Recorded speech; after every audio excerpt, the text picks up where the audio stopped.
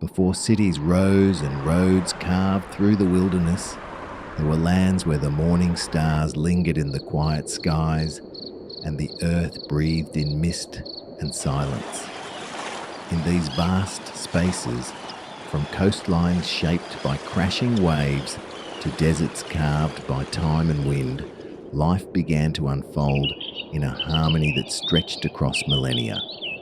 This is where the story of the first peoples of North America begins, not with conquest or monuments of stone, but with the rhythm of nature and the whispers of ancestors carried upon the wind.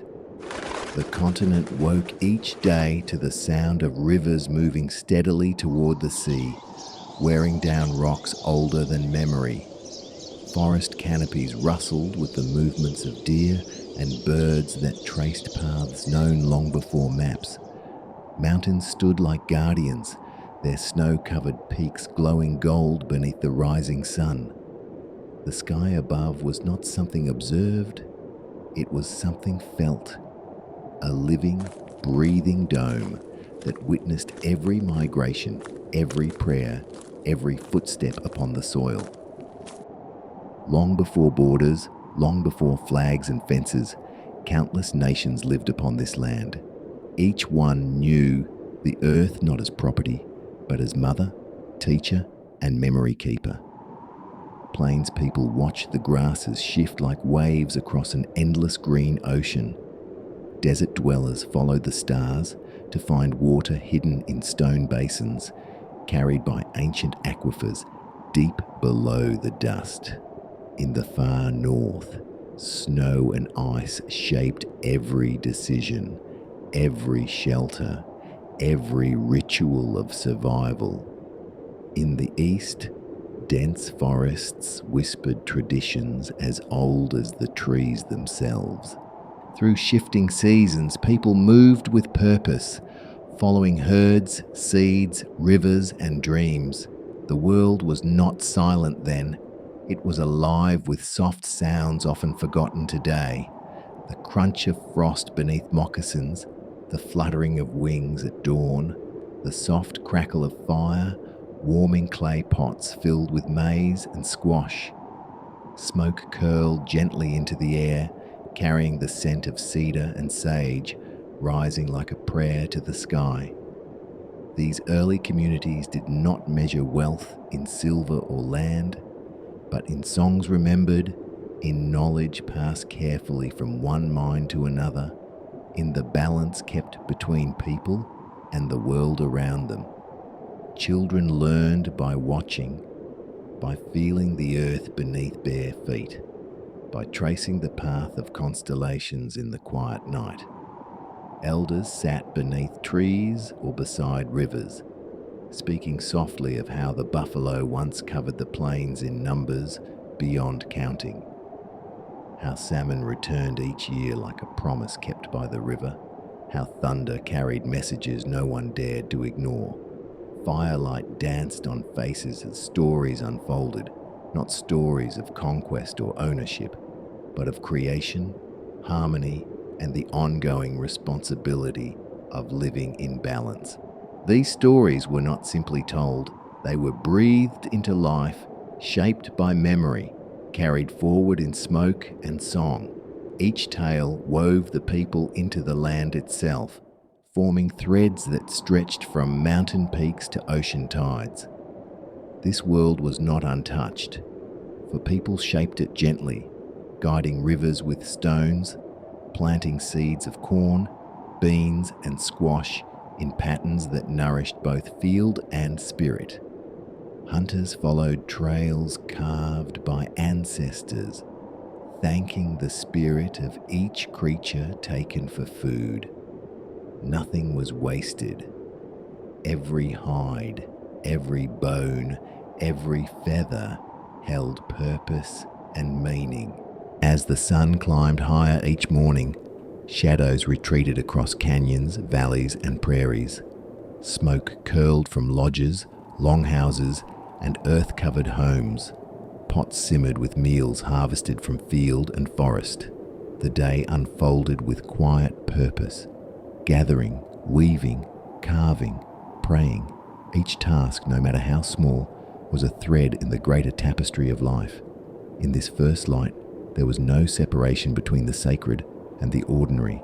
Water was not merely water. It was life, memory, ancestor. Stones were not merely stones. They were ancient watches, shaped by time and story. The land remembered every footstep, every offering of tobacco, every whisper sent up into the wind. As stars faded in the early sky, people stood in silence, some on cliff edges, some beside riverbanks, some at the thresholds of their dwellings. They greeted the sun with quiet reverence, acknowledging the gifts of warmth, growth, and time. The day began not with noise but with gratitude. This is where the story begins, beneath the soft glow of dawn, across a land of countless nations and boundless memory. A world where life moved in circles, not lines, where time was not measured by clocks, but by the migration of birds, the growth of corn, the return of the rains. A world before the storms of change. A world resting in balance. Before maps were drawn and borders carved across land, the earth held trails woven not by ink, but by footsteps, wind, and memory. These were the ancient paths, lines of movement made by herds, shaped by rivers, followed by generations of people whose journeys began long before history was written. Along these invisible roads, cultures flourished, languages blossomed like spring flowers, and stories grew deep roots into soil, sky, and spirit. In the beginning, the land itself was the first teacher. It held no written words, yet every hill, canyon, and river spoke of creation in its own quiet way. Some nations said the world began on the back of a great turtle rising from the water with earth upon its shell. Others told of a sky woman who fell through clouds onto a floating world of water, where animals dove into the deep to gather mud so land could be formed. Some believed the people emerged from beneath the earth, rising from sacred caves into the light of the new sun. These stories were more than myth. They were maps of origin, guiding how life should be lived. Before these stories were spoken, before songs took shape beneath the stars, slow migrations had already begun, long ago when glaciers still touched the northern horizons and ice stretched like a sleeping giant across the earth. Small groups of people followed herds of mammoth and caribou across a land bridge that once existed between Siberia and Alaska. This was not a single journey, but many, waves of families, hunters, healers, and children moving southward along the edges of ice, discovering lands vast and unknown. They crossed tundra silent except for crunching snow, breathed air sharp with winter, and watched pale northern lights dance across skies untouched by any noise but the wind. They built shelters from bone and hide, warmed by burning wood carried for miles. Step by step, time unfolded like a long horizon. The world slowly changed, ice retreated, rivers widened. Forests grew tall where frozen plains once stretched. Generations passed. Paths spread outward like branches from a great tree. To the east, people followed freshwater lakes that shimmered like mirrors of the sky. To the south, they walked along river valleys that carved deep into the land. To the west, they reached coastal shores where the sea breathed in endless tides. In each place, they listened to the land, learning not to conquer, but to belong. With time, these wandering families became many nations, each shaped by the world they called home. In the desert lands, The sun carved patterns in red rocks, and people shaped pueblos from clay and sand, planting corn in dry soil with prayers carried on the wind. In the forests of the northeast, tall pines and maples became longhouses, shelter for families whose lives followed the rhythm of seasons. Maple sugar in spring, fish in summer, harvest in autumn, quiet stories by fire in winter. On the wide plains, where the horizon stretched without end, people followed buffalo herds that moved like dark clouds across the grass. In the far north, where the world lay wrapped in ice and snow, people watched the movements of seals, whales, and caribou, building homes from packed snow beneath a sky of brilliant stars. In the northwest, rainforests thick with cedar and moss sheltered villages along the coast, where ocean and forest met like two ancient storytellers sharing the same breath. Each place became a sanctuary of memory. Each stone, tree, and river carried meaning. People learned the stars not as distant lights, but as relatives, guides for travel, markers of seasons, and keepers of ancient tales. The North Star taught how to find the way home. The Pleiades whispered when winter was near. The great spirals of the Milky Way were seen as the path of spirits moving between worlds. Creation stories were spoken like soft wind through leaves, passed from tongue to ear, never written, yet never forgotten. They told of responsibility, how the land was not something to possess, but to care for. How each life was part of a great circle, and every action rippled across time like a stone cast into still water. In ceremonial lodges, in forest clearings, in canyon shadows, in snow-covered plains, people prayed not for power or wealth, but for harmony. Smoke from sage, cedar, and sweet grass rose into the air, carrying hopes and gratitude toward the sky. These prayers were soft, patient, woven into the quiet breath of dawn. Generations folded into one another as time moved forward. Knowledge passed slowly, like embers glowing in the ashes of a long burning fire. Children listened to the wisdom of elders, how to track animals by broken twigs and silent footprints, how to gather roots and berries without harming the soil, how to sing to the river before taking water from its banks. Every place upon the land held a story. Canyons where people carved petroglyphs into stone, leaving messages for those yet to be born. Burial mounds rising like gentle hills along the rivers of the east, holding ancestors who slept beneath earth and grass. Stone circles aligned with the sun and stars, marking the passage of time and the turning of seasons. These stories were not relics, they were living things, breathing, growing, carried across generations like sacred bundles wrapped in hide and prayer. They held not just history, but identity, not just memory, but purpose. And so, the people continued to move, not as wanderers without home, but as caretakers following the ancient paths laid by sky and stone, by wind and water. Their footsteps became tradition. Their stories became roots. Their prayers became the breath of the land itself. The ancient world was not silent. It spoke through the cry of the eagle, the rustling of grass, the rhythm of drums echoing across open plains. It spoke through the stars and the firelight, through the hush of snowfall and the roar of rivers in spring.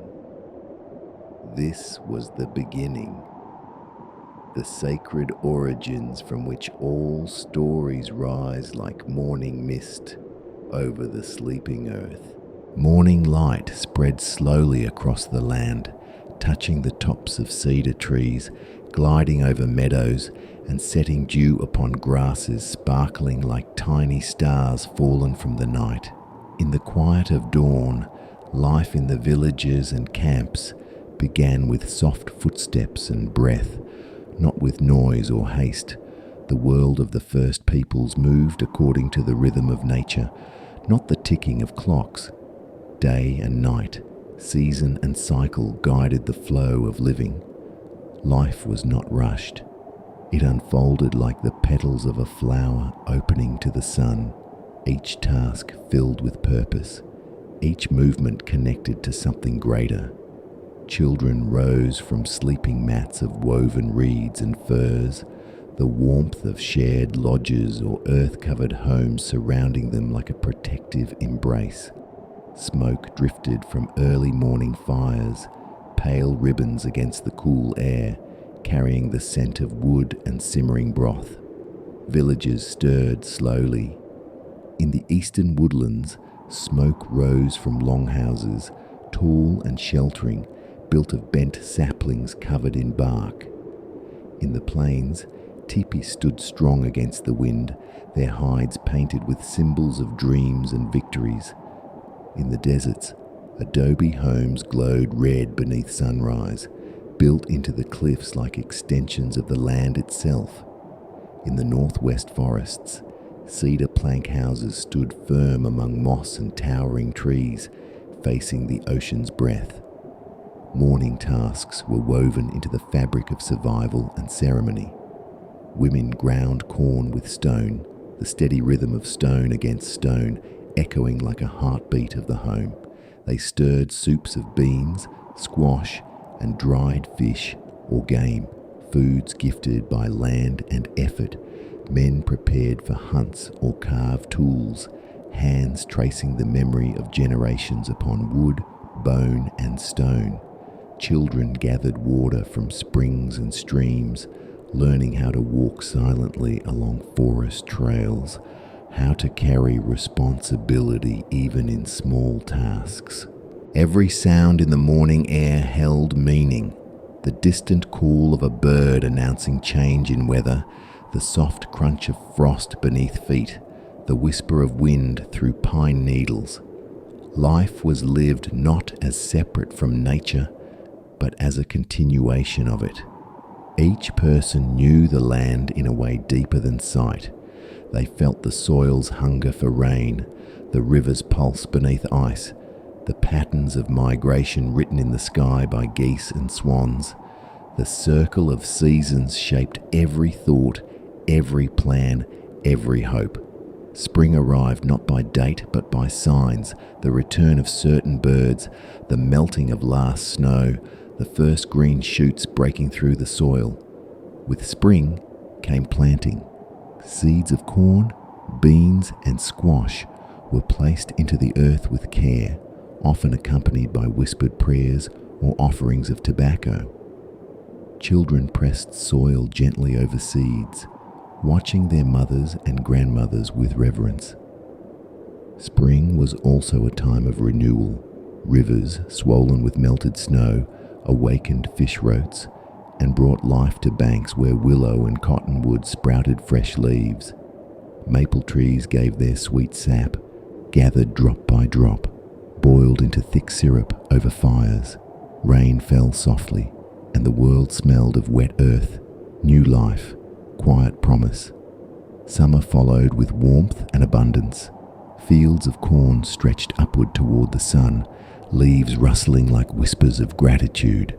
Berries ripened in forests and fields, filling woven baskets carried by children with purple-stained hands.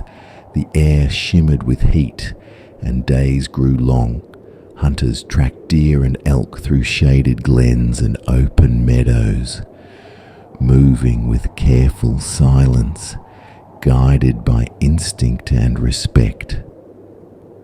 Fishing weirs were set across rivers, catching salmon that returned in great silver journeys from the ocean to their birth streams.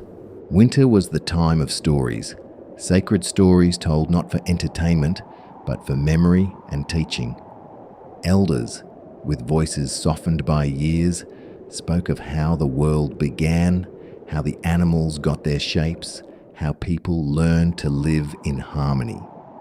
Children listened with wide eyes wrapped in furs or woven blankets, their imaginations painting images on the smoke-filled air.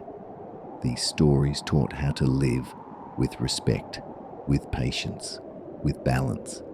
They warned against greed, against forgetting the land that fed them. They spoke of ancestors whose footsteps still echoed in the mountains and rivers, whose wisdom remained in the stars. Life moved with quiet purpose. There was no separation between work and spirit, between survival and gratitude. Planting was a prayer, hunting was a ceremony, eating together was an offering to both earth and sky.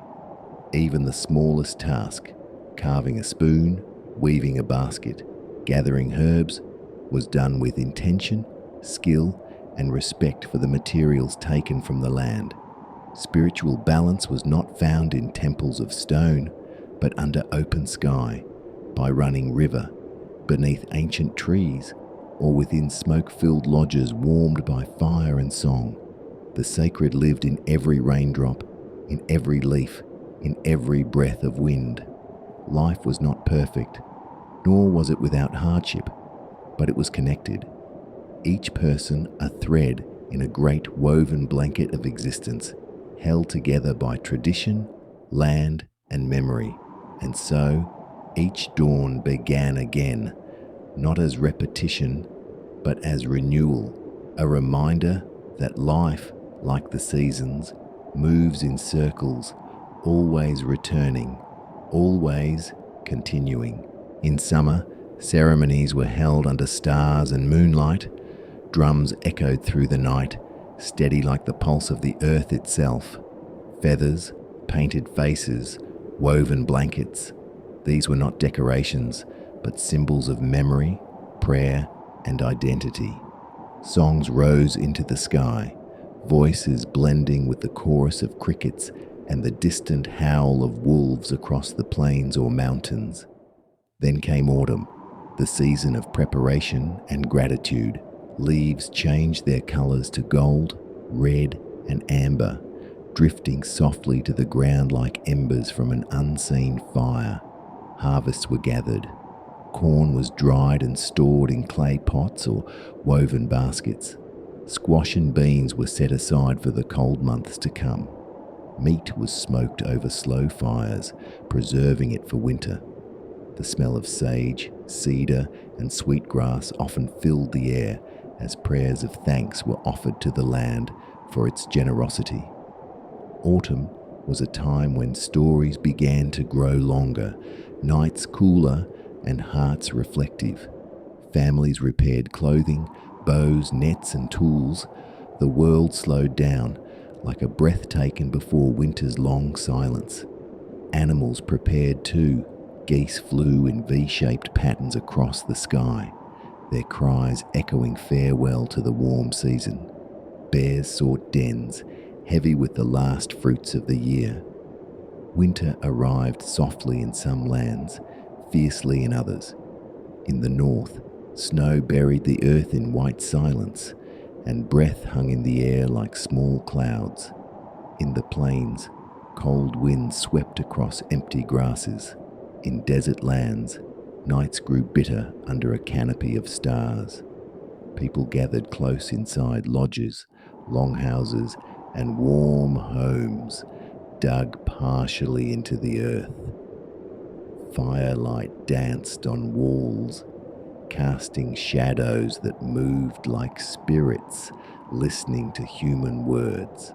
Across the vast expanse of North America, long before roads, fences, or borders divided the land, the continent held a tapestry of nations, each distinct, each shaped by the soil beneath their feet, the waters they drank from, and the skies they prayed to. From the icy breath of the far north to the sun-baked lands of the southwest, from the eastern forests where rivers wound like ancient veins to the wide plains where grasses whispered endlessly in the wind. The lives of the first peoples unfolded in harmony with place. Each tribe carried its own language, its own ceremonies, its own way of being in the world, yet all were bound by a deep respect for the earth, for ancestors, and for the circle of life. The northern lands, life beneath the dancing sky.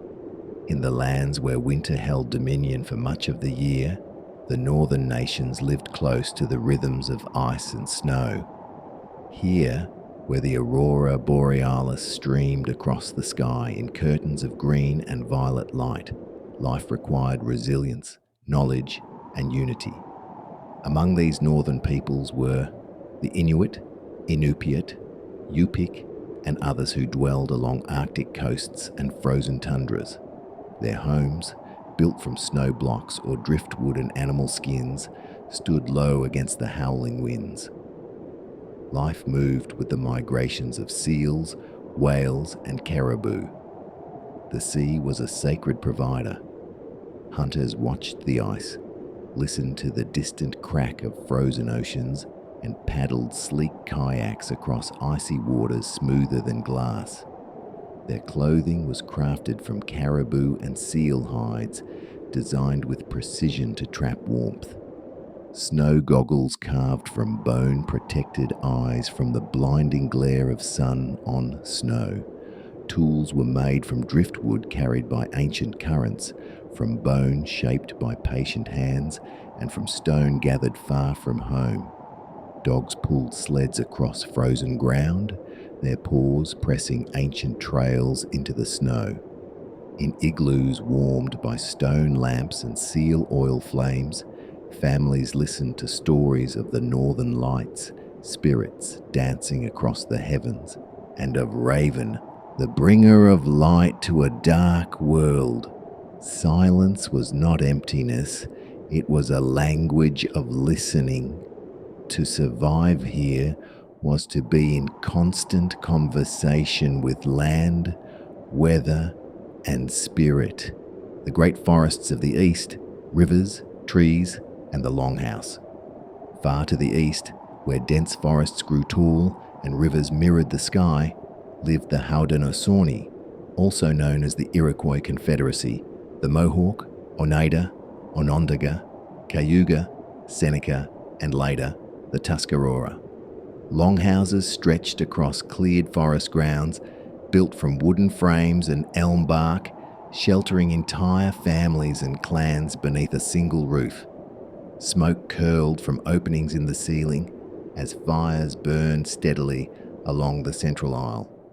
Life here followed the rhythm of the three sisters, corn, beans, and squash, grown in harmony in soil enriched over generations. Corn provided structure, beans climbed the tall stalks, and squash leaves shaded the ground, keeping moisture within. Rivers carried fish through clear waters, and forests offered deer, turkey, and maple trees whose sap was a sweet reminder of spring's arrival. The Iroquois Confederacy was built on peace, strength, and unity, guided by the Great Law, a vision brought by the peacemaker who taught that strength is not found in domination, but in cooperation. Wampum belts, crafted from beads of white and purple shell, carried treaties, memories, and promises across generations. To the north and south of them, other woodland tribes thrived, the Algonquin-speaking peoples, including the Ojibwe, Abenaki, Lenape, Powhatan, and many more. Birchbark canoes glided along waterways like leaves upon still water, silent and swift. Villages were set near lakes, rivers, and clearings, where smoke rose from wigwams and longhouses nestled among the trees. The forest offered everything: shelter, food, medicine, and spirit. Each tree, each river bend, each breeze held meaning to those who listened. The Great Plains, where the sky meets endless grass. In the heartland of the continent lay the Great Plains, Vast seas of prairie stretching beyond sight, where grasses swayed like waves beneath the wind. Here life moved with the buffalo, whose herds thundered across the land in countless numbers, darkening the horizon like storm clouds. Nations such as the Lakota, Dakota, Nakota, Cheyenne, Blackfeet, Crow, Arapaho, Comanche, and Kiowa shaped their lives around these great animals. Teepees rose across the plains like white cones against the sky, their poles pointing upward as if reaching toward the Great Spirit. These homes could be packed and moved quickly, following the herds across the seasons. Buffalo gave everything: meat for nourishment, hides for shelter and clothing, sinew for bowstrings, bones for tools and knives, hooves for glue. Nothing was wasted. Each hunt was a sacred act, with prayers offered to honor the spirit of the animal and ensure the balance remained unbroken.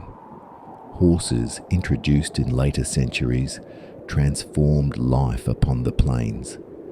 They carried hunters swiftly across open land, allowed people to follow buffalo more easily, and became symbols of wealth, freedom, and pride. Yet even before horses, dogs pulled travois, carrying belongings as families walked the long trails across the prairie. The sky seemed endless here. Days were filled with wind, sun, and the rustling of grass. Nights were vast and silent, stars burning bright above like embers scattered across the dark. Drums echoed during ceremonies, using the heartbeat of the earth to summon memory and prayer. The desert and canyon lands of the southwest, stone, sun, and spirit. To the south and west, sunlight carved long shadows across red earth and sandstone cliffs. Here lived the Pueblo peoples, Hopi, Zuni, Taos, Acoma, and others, whose homes rose like stepped villages carved into mesas or built from clay and stone. Their walls glowed orange and red beneath the sun, like extensions of the very cliffs they stood upon. In these lands, water was sacred. Life followed the path of rivers and rainfall, scarce but precious. Fields of corn, beans, and squash were planted in sandy soil, nourished by irrigation channels crafted with careful patience. Clay pots, painted with symbols of clouds, feathers, and spirals, carried water from distant springs. Kivas, circular underground ceremonial chambers, were places where prayers rose like smoke into the sky. Stories told of how the people emerged from the earth, climbing up from the underworld through a reed into this world, guided by spirit beings. Every corn kernel planted was an act of faith. Every cloud on the horizon a whisper of hope. To the east and south lived the Navajo and Apache, the Diné and Ndé, whose lives moved with sheep, horses, and the shifting seasons of desert and mountain. Navajo homes, called hogans, were built from earth and wood, their doors always facing east toward the rising sun. Rugs woven with complex patterns of red, black, and white told stories of creation, balance, and protection. The coastal rainforests of the northwest, cedar, salmon, and ocean breath, where rain fell softly upon forests thick with moss and fog rolled inland from the Pacific Ocean, lived the coast Salish, Haida, Tlingit, Tsimshian, Kwakwakawaku, and many others of the northwest coast. Towering cedar trees stood like ancient guardians, their trunks carved into totems bearing the faces of animals, spirits, and ancestors. Villages lined rocky shores and sheltered bays. Cedar plank houses sheltered families, their roofs slanted against constant rain. Salmon filled rivers each year, swimming upstream in silver currents that shimmered with life. These fish were honoured with ceremonies of welcome and return, for without them, life could not be sustained. Woodcarvers shaped canoes from single cedar logs, long and sleek, able to travel miles across open ocean or along forested channels. Masks, bent wood boxes, and totem poles carried complex stories, not only decoration, but history carved into living wood. The southeast, rivers, mounds, and green earth. In the warm southeast, where rivers twisted through forests and floodplains, lived the Cherokee, Creek, Choctaw, Chickasaw, Seminole, and many others. Their towns were built near fertile land and flowing water, where cornfields swayed beneath the summer sun. Here some societies built earthen mounds, great platforms rising from the ground, where temples or council houses stood overlooking the land. Rivers carried canoes from village to village, through cypress swamps alive with herons and songbirds. The air was thick with humidity and life, cicadas singing into the night. Homes of wattle and daub stood among trees, their walls woven from branches and coated with mud. Ceremonies marked the arrival of the green corn harvest, a time of renewal, forgiveness, and respect for the earth's gifts. Across all lands, from ice to desert, from forest to ocean, each nation lived differently, yet held the same quiet truth. The earth is not a possession, but a relative. Life is a circle, not a line. Every stone, every river, every living being holds spirit. These were the nations of the land before time was measured by another's calendar. Diverse, independent, unique, yet united by memory, respect, and the unbroken thread of life. The wind moved softly through the high branches, whispering secrets only the forest remembered. Dawn had barely touched the horizon, yet a pale silver glow lingered over the land, caught in the thin mist rising from the riverbeds and woven between the trunks of ancient pines. The world felt suspended, as though it held its breath before waking. Far from the heart of the village, where fires still glowed beneath quiet embers, the earth was untouched, quiet, sacred. Beneath moss-covered stones and frost-kissed grasses, the land held footprints from generations long gone. Hunters, gatherers, storytellers, people whose names had faded, but whose memory remained carved into the soil, river, and wind. Here, in the stillness before morning, the trails of deer and elk were fresh upon the soft earth. Their hooves left delicate crescents in the mud near the water, and the reeds trembled where they had passed moments before. The air smelled of damp bark, cold stone, and the faint sweetness of cedar smoke drifting from distant hearths. A lone figure walked silently through this waking world, not with haste, but with reverence. Fur-lined cloak resting upon their shoulders, they moved lightly over the forest floor, every step chosen, every breath measured. In one hand, they carried a bow carved from ashwood, its surface darkened by years of oil, prayer, and touch. Upon their belt hung small talismans of bone and feather that shifted gently with each motion, soft reminders of spirits who watched from unseen places. The forest was not silent, only calm. From deep within the thickets, a raven called out, its cry echoing between stone and branch. Somewhere across the valley, wolves answered each other in long, distant howls, not of hunger, but of greeting to the rising light. The rivers, freed slowly from their ice, flowed with low murmurs, tugging loose shards of frost beneath their surface. Above, the clouds parted, allowing the first warm strand of sunlight to stretch across the sky. It touched the treetops first, turning their needles to glints of gold, then fell gently upon the river, the meadow grass, the skin of the traveller. Breath curled from their lips in pale ribbons, vanishing into the warming air. They paused beside a great cedar, its roots winding deep into the earth, its branches powerful as raised arms, and placed a hand against its bark. Eyes closed, they listened not to sound, but to the heartbeat of the land. For in the old teachings, the morning was not simply a time to wake. It was a time to give thanks, to acknowledge the gift of breath, the gift of returning light.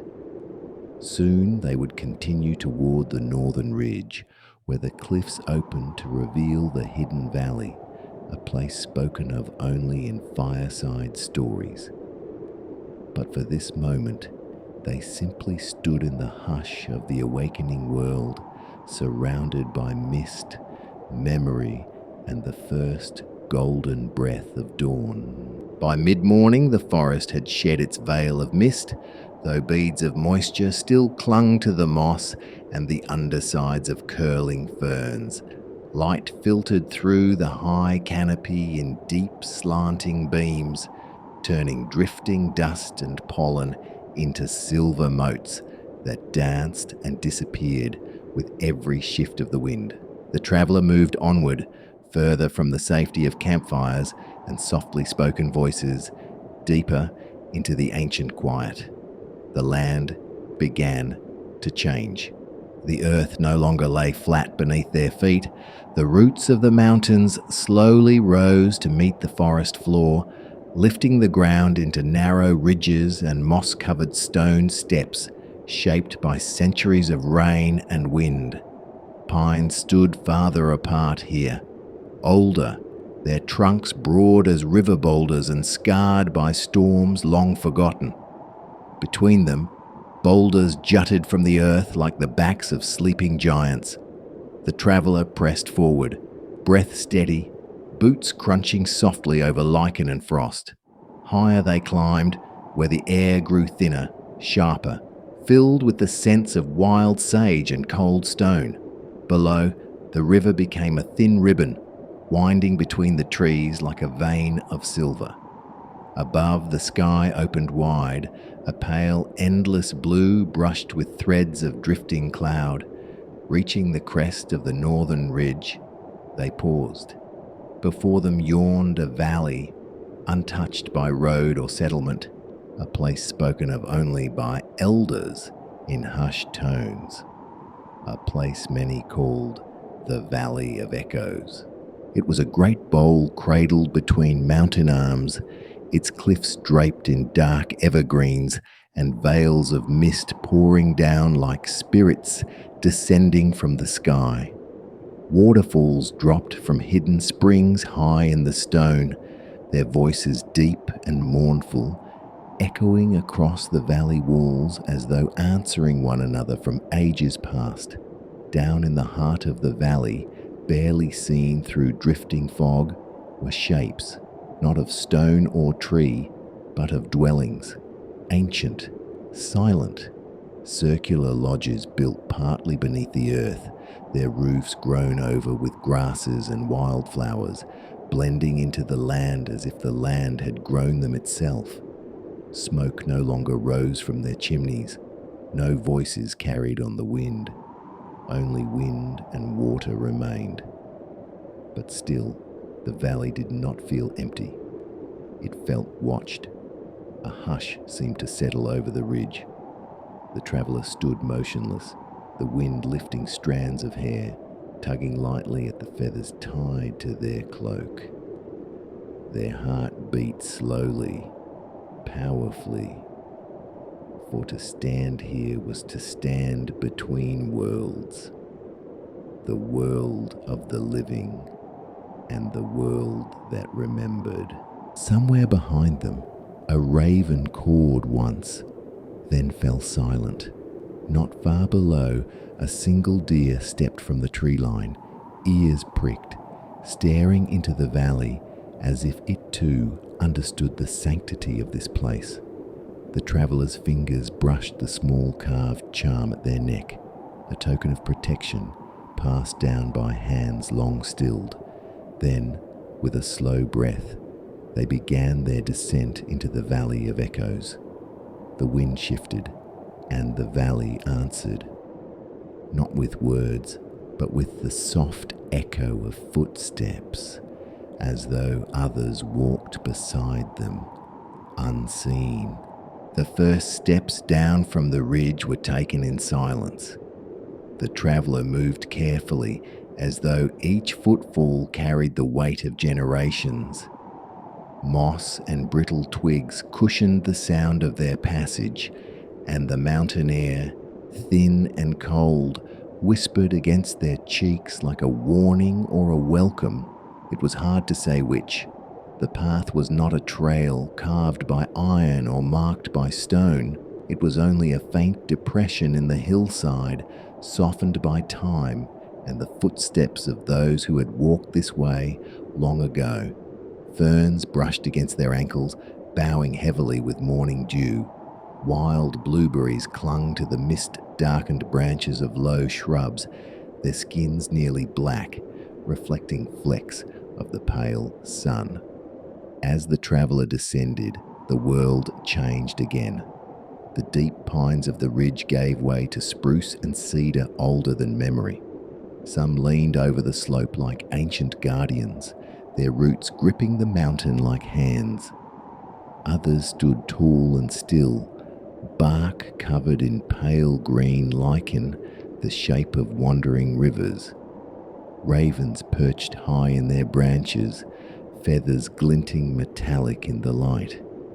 They watched, heads tilting, but they did not call out. Lower still, the mist began to thicken. It drifted through the trees, clinging to branches, curling around stones, rolling over the ground in slow, purposeful movements. It muffled the world, dulling sound, softening light, blurring the line between the living and the remembered. In this pale shroud, even the traveller's breath appeared as a faint cloud, merging with the air around them, dissolving into silence. A hush settled over everything. The wind no longer moved through the trees. No bird sang. The river, now somewhere far behind, was a distant whisper barely heard. The only sound was the traveller's steady breathing and the muted crunch of footsteps over soft earth as they reached the first terrace of the valley. And then they saw them. Half buried in the earth were the ancient lodges, earth-covered homes of a people who once lived in harmony with stone and sky. Their shapes were subtle, like gentle mounds rising out of the valley floor. Some were circular, ringed by stones partly swallowed by moss. Others had sunken entrances, dark passageways leading into dwellings that breathed cool air like the mouths of sleeping giants. Grass grew thick over their roofs, dotted with white and purple wildflowers, lupine, yarrow, and ghost white lilies that opened only in the dim hours of morning. Creeping vines covered the wooden frames, binding them to the earth, holding them in time. There was no smoke curling from the vents at their tops, no footprints leading to their doors, and yet the traveller could not shake the feeling that these homes were not abandoned, only quiet. They paused beside the largest of the lodges. The wooden support beams were carved, spirals, feathers, winding rivers, and animals of earth and sky. Time had worn them smooth, but the shapes remained, defiant against the wind and rain that had tried to erase them. Their meaning was known only to those who once gathered around the fires within, to the elders who spoke of the first dawn, of the great river that sang, of the star that fell and gave memory to all things. A breath of wind stirred, and for a brief moment, the traveller thought they heard voices, not clearly, not as words, but as tones, like echoes of songs once sung at night beside flickering flames. It was a sound that lived within the bones of the valley, in the stones, and in the very soil beneath their feet. They stepped closer. Their fingers brushed the entrance of the lodge, a passageway framed with cedar beams darkened by centuries of rain and sun. The wood felt cool beneath their touch, not dead, but deeply asleep. Inside it was dark, save for faint light filtering through a smoke hole above. Dust floated lazily in beams of morning sunlight that slipped through tiny cracks in the roof. The traveller did not enter. Some places were not meant to be walked into without invitation. Instead, they bowed their head, not in fear, but in acknowledgement. For this was not a ruin, it was a memory, a pulse beneath the surface of the world. They stepped back, feet sinking into soft moss. Their gaze drifted across the valley once more. Beyond the line of lodges lay a meadow, wide and flat, bordered by river willows and alder trees. Mist clung to the tall grasses, turning them silver. At the center of the meadow was a raised circle of stone, a ceremonial site, older than the lodges, older, some said, than even the mountains themselves. It was a place where the living once spoke to the spirits, where drums beat beneath star-pierced skies, where prayers were offered to the four winds, to the ancestors, to the earth that held all life. The traveller walked toward it. Each step was taken with care, as though the earth might remember the touch of their feet. The air grew cooler, the ground softened. Somewhere nearby, a hidden stream trickled gently over stones, the sound like quiet laughter. When they reached the stone circle, they stopped again. The stones were weathered and covered in moss, their edges muted by time, but they stood in a perfect ring, each one aligned with the paths of the sun and the moon, with the rising of certain stars known to only a few. At the center, grass did not grow. The earth was bare, dark, rich, as though fire had once burned there for many nights and many winters. The traveller knelt. They placed a hand upon the ground, feeling the coolness of the soil, the quiet heartbeat of the land beneath. Eyes closed, they breathed slowly, listening, and there it was again, the echo. Not a voice, but a memory of one, a memory of feet dancing on sacred earth, of drums calling to the sky, of children laughing beyond firelight, of elders telling stories in low, reverent tones. A memory of life, not lost, only waiting. The traveller opened their eyes. Mist drifted through the trees. A raven landed upon one of the stones, silent, feathers stirring in the faint breeze. Far above, a hawk circled, its wings spread like a prayer. The valley did not ask for words. It simply asked to be remembered.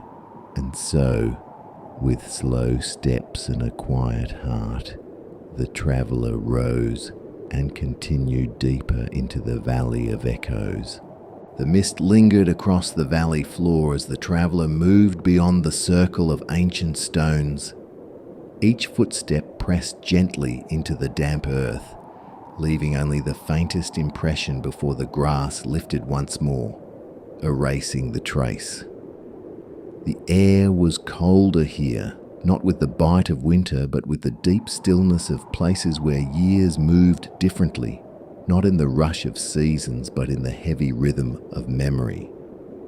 Past the meadow, the land shifted again.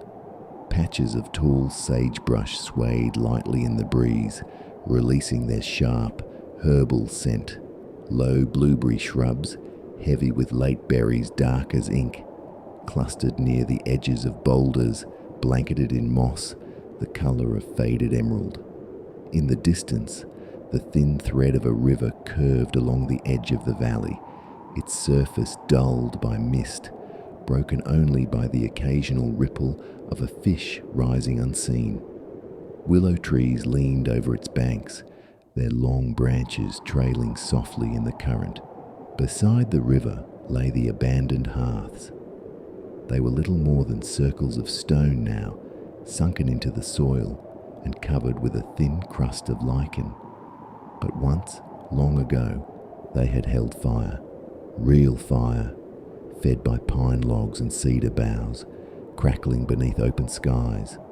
Around these fire circles, stories had once been carried from elder to youth, from mother to child. Hands had warmed themselves here, food had been shared, songs had risen to the stars. Now there was only the cold silence where embers once glowed. The traveller knelt near one of the hearths. Between the stones lay shards of charcoal, preserved by time and frost. A thin layer of soil had begun to swallow them, but the memory of heat still clung faintly to their form, as though the spirit of the fire refused to vanish. Beside the hearth, half buried in moss, the handle of a broken clay pot lay cracked and worn. It was decorated with faint lines, the spiral of wind, the curves of flowing water, nearly hidden beneath years of rain. Further on, the river began to widen, bending toward a grove of birch trees. The birches stood pale and straight, their white bark peeling in long curling strips that fluttered in the breeze. Their leaves were already touched with the first hints of autumn, yellow, gold, and trembling. Beneath their branches lay a bed of moss, soft as velvet, sprinkled with fallen leaves and delicate mushrooms growing in quiet clusters. Among the trees stood the remains of a longhouse. Its wooden frame had collapsed in many places, swallowed by moss and low-growing vines, but the shape could still be seen beneath the tangle. Long, rectangular, aligned with the rising sun. Inside, the ground was uneven, covered with rich soil and green shoots.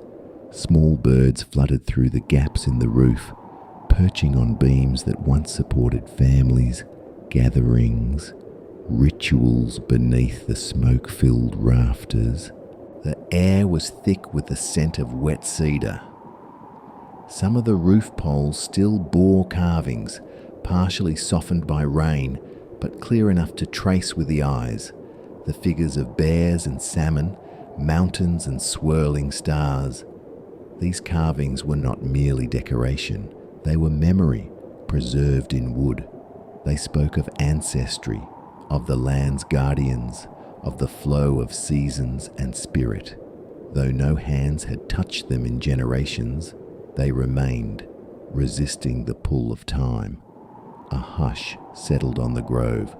The traveller stood still, feeling the weight of everything that had been left behind. It was not the silence of emptiness, but of presence, the presence of generations whose footsteps once walked this ground, who fished the river, who lifted their faces to the sunrise and whispered thanks to the earth. Moving deeper into the valley, the traveller crossed a narrow wooden bridge. It was old and weathered, built of planks lashed together with sinew and fibre. Moss grew thickly along the handrails, and water droplets clung to them like beads of glass. Below the bridge, the river flowed quietly over polished stones, carrying leaves and fragments of bark along its course. Dragonflies hovered above the surface, their thin wings catching soft light. On the other side, the land rose gently again. The trail led through a grove of towering pines, their trunks blackened from ancient, controlled fires. These fires had once been set with purpose, to renew the land, to clear undergrowth, to call new life from the ash. But now the forest floor was dense with ferns and fallen branches, untouched for longer than memory could hold.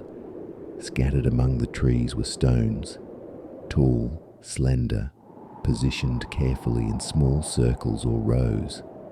These were markers, not graves in the familiar sense, but places where memory was anchored. Some stood straight, others leaned slightly, softened by moss and rain. Each was different in shape and placement, but all were aligned with the sun and stars, watching the passage of time.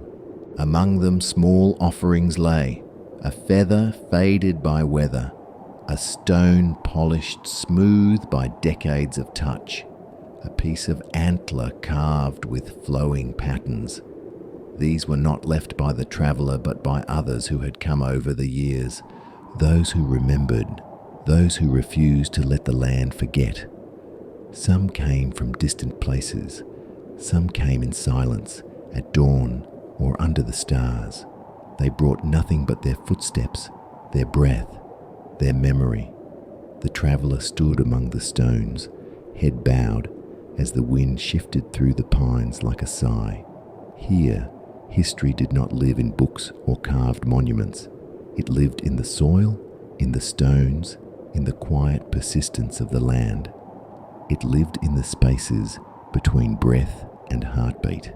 It lived in the echo of a fire that once warmed hands in the winter night. The valley held its silence, not as emptiness, but as a vessel, a keeper of everything left unsaid. And the traveller moved forward, deeper into the shadows of the ancient world, carrying with them the weight of memory and the quiet promise that none of it would be forgotten. The traveller moved onward as the morning light softened, pale gold spreading across the valley like a whispered prayer. Overhead, the sky had begun to clear, the ribbons of cloud slowly unraveling to reveal a quiet, endless blue. Yet the air remained cool, touched by a faint breath of autumn, carrying with it scents of pine resin, damp soil, and distant water. Ahead, the land flattened again into a wide stretch of meadow. Its grasses stood tall, swaying in low waves beneath the slow wind.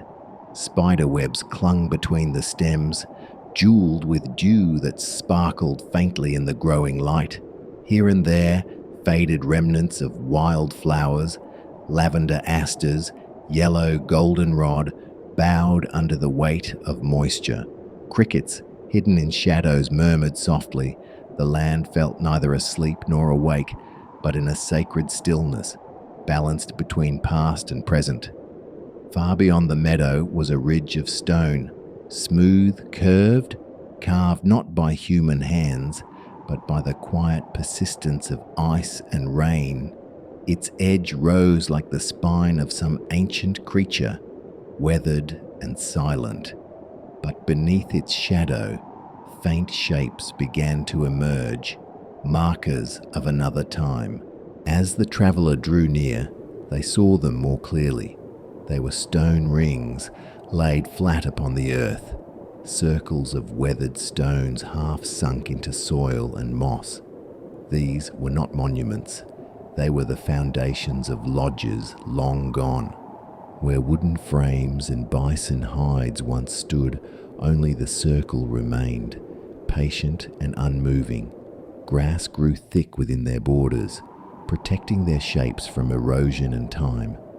In some, small trees had grown, their roots curling through the ancient stones as gently as a hand through braided hair.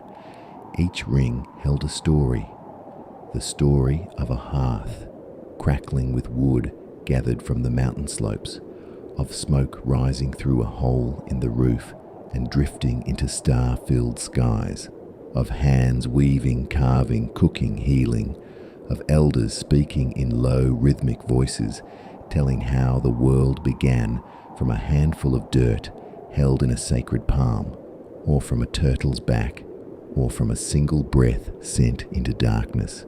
Moving past the stone rings, the traveller followed a worn path that led toward a low rise.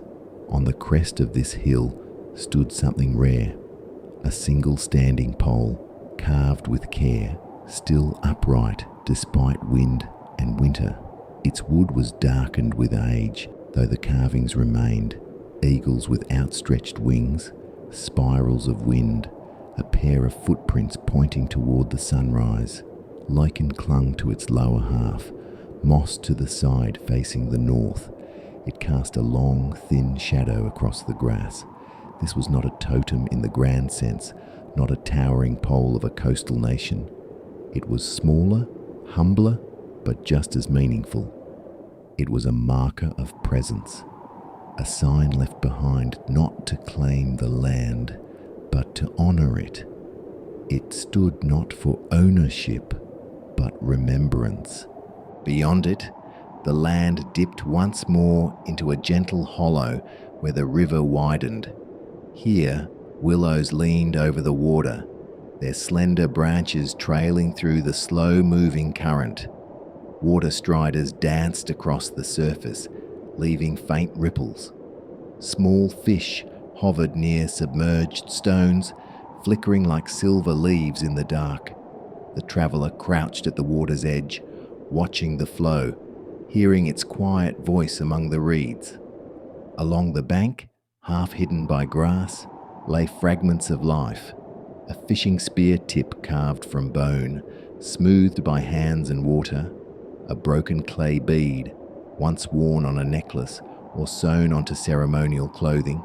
The edge of a woven basket, its cedar fibre frayed but still holding the pattern of its maker. Nothing here had been placed as an offering or a relic. They were remnants left behind naturally, absorbed by the earth, but not forgotten. The traveller continued on. Beyond the river, the land rose into a forest of ancient oaks and maples, their leaves turning the earliest shades of autumn: copper, amber, deep red. The wind moved through their branches like a slow breath, and every so often a leaf broke free and drifted down in silence, swirling gently before coming to rest on the moss-covered ground. Beneath the trees, the air was cooler, deeply still, as if the woods themselves were listening. At the heart of this forest lay an abandoned clearing. Grass and clover stretched across it, interrupted only by stones, smooth and arranged in a wide spiral, open at the eastern edge. The pattern was clear, even though time had softened its edges. This was no dwelling site.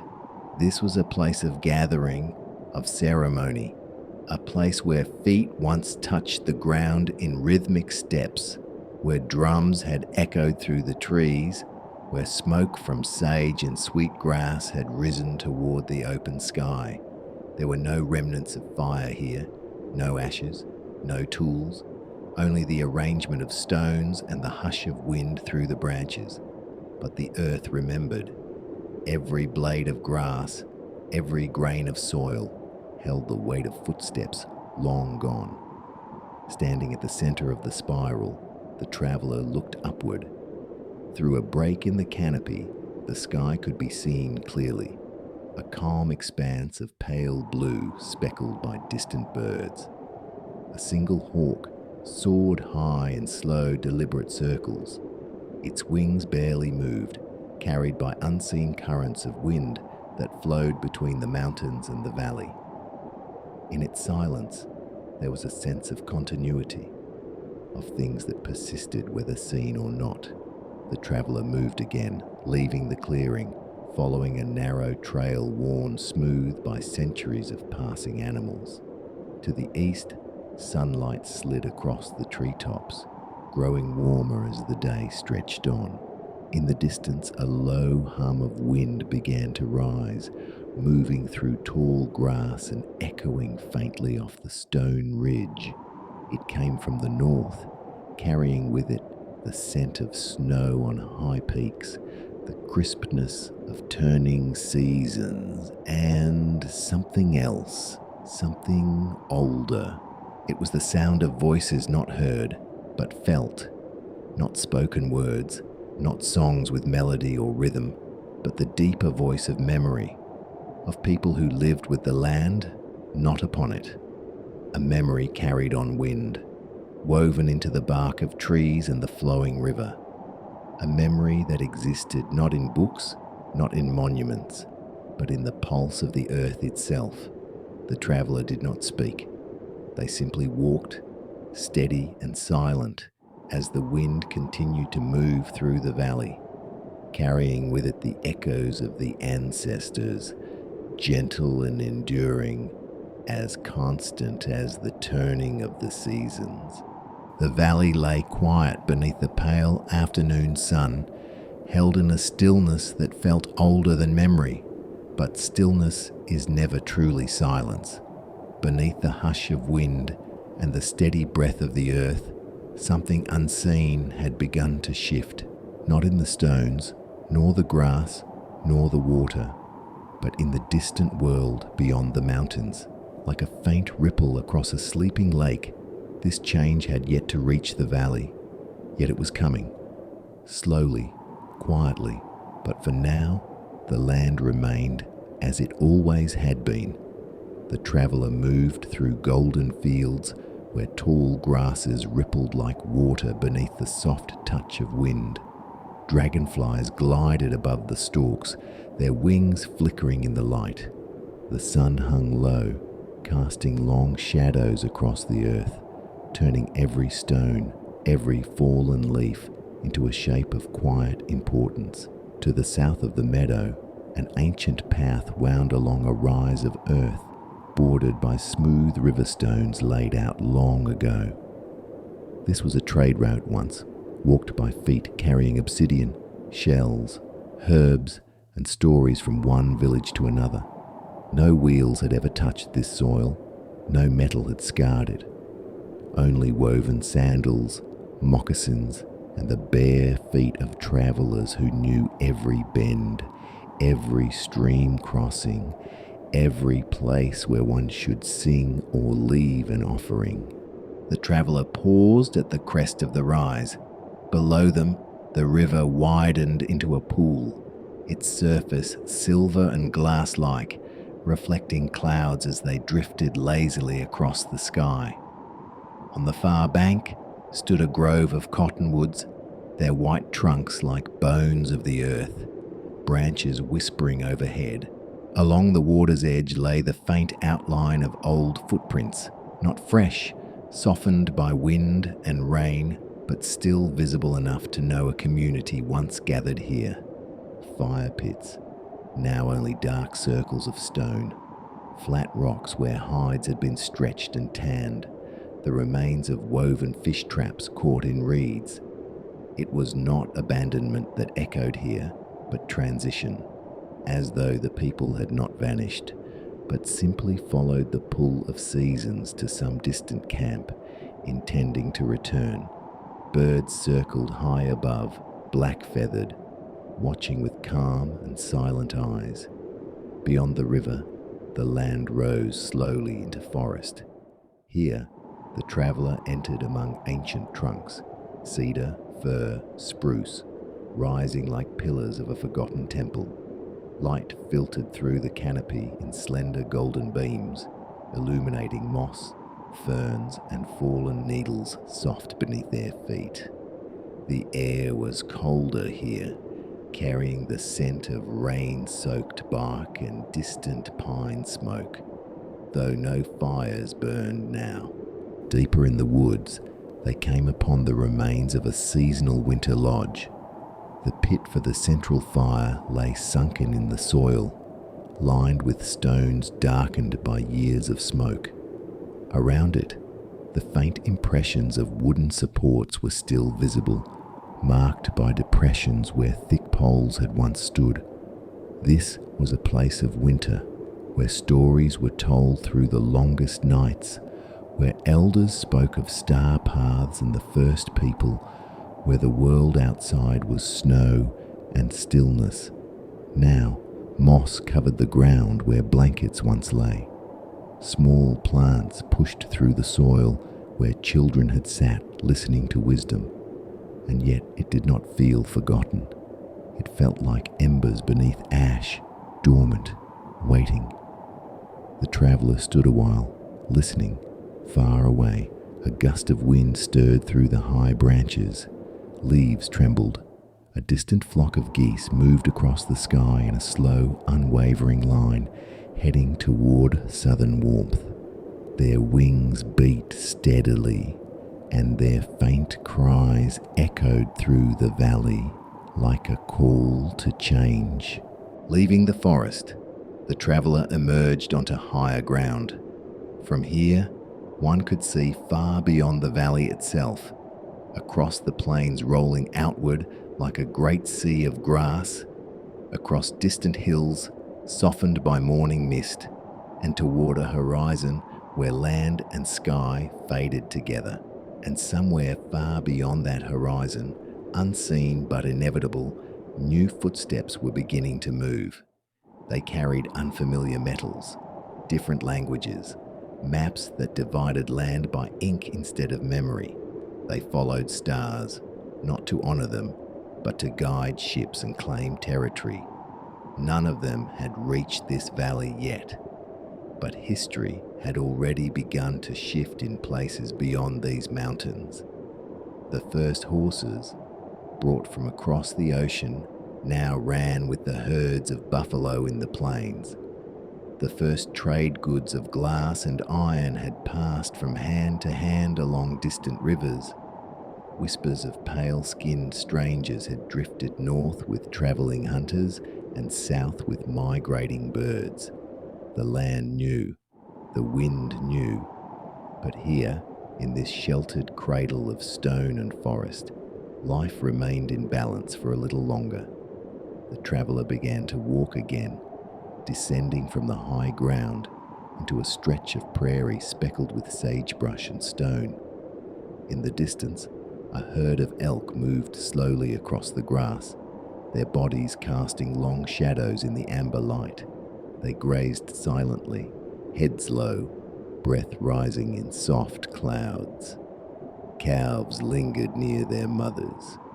The land held them gently, as it always had. The sun dipped lower, brushing the tops of the grass with fire. Evening approached, peaceful and unhurried. The traveller stopped near a cluster of weathered boulders and looked back at the valley, its forests darkening, its rivers glowing faintly, its meadows bathed in gold. For centuries, people had lived here as part of the land, not apart from it. Every path was a memory. Every stone had purpose. Every tree was known. Stories were not written, but carried, in the heart, in the breath, in the simple act of moving across the land with respect. Now the horizon carried something new.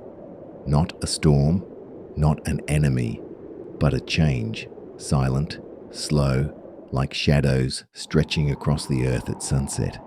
The land did not resist it. The spirits did not flee from it. They simply watched, waiting to see if the ones who came would listen or only speak. Night descended softly. A crescent moon rose above the mountains, pale and thin like a feathers of silver. Stars flickered into being, one by one, faint at first, then clear and steady. The river shimmered with their reflection. A coyote called somewhere in the distance, a single sound rising and falling, ancient and alone. And the valley, full of memory, breathed in the darkness. Not afraid, not forgotten, simply waiting. As the world beyond the tribal lands shifted in rhythm and pace, change did not come all at once to the native nations. It came slowly, like a distant storm, seen first as a faint line of clouds on the far horizon. The great plains still rippled beneath the winds, The forests still breathed with morning mist, and the rivers continued their timeless murmurs against stone and moss. Yet the air carried a subtle tension, a soft whisper of movement, a sign that the borders of their world were beginning to tremble. Across the prairies, bison still moved in vast, thundering herds, but their numbers, once beyond measure, began to thin in quiet places. Paths that had once been carved only by hooves and moccasin feet now bore strange tracks, wooden wheels, iron shapes, hooves of unfamiliar animals brought by distant lands. The hunters noticed before anyone else, not in panic, but with the silent intuition passed down through generations. The shapes of migration no longer aligned with the rhythms they had always known. Still, life continued within the heartbeat of tradition.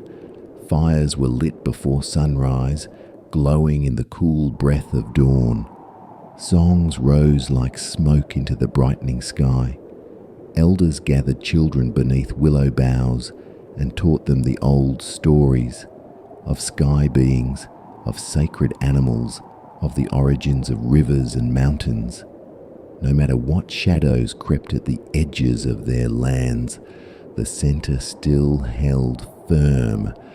Family, land, spirit, memory. Yet in valleys and at river crossings, rumors traveled on horseback. Stories of distant towns where wooden houses stood crowded, where iron tracks stretched like scars across the land. Stories of treaties spoken in words heavy with promises and hidden meanings. Stories of sicknesses that travelled faster than riders, carried on the air, unseen but devastating. The elders listened, their weathered faces turned toward the horizon, not with fear, but with deep ancestral knowing. Change was coming, and the land itself could feel it.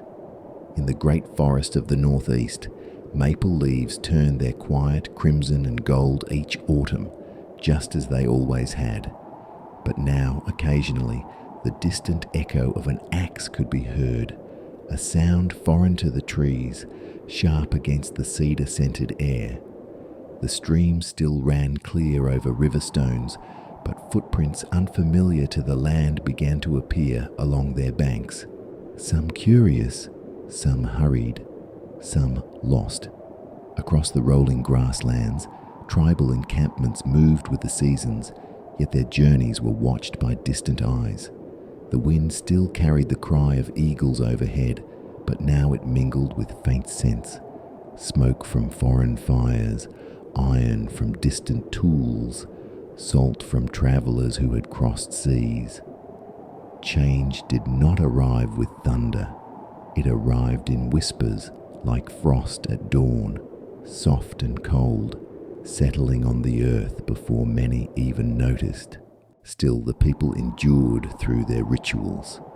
In the evenings, as the sky turned violet and stars emerged like ancient embers, prayers were offered in gratitude to the spirits.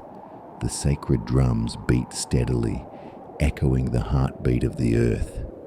Herbs were gathered, roots dug from rich soil, elk hides tanned with care, feathers tied into ceremonial garments. These acts, small, steady, were acts of resistance, of remembrance. Each was a quiet way of saying, "We are still here."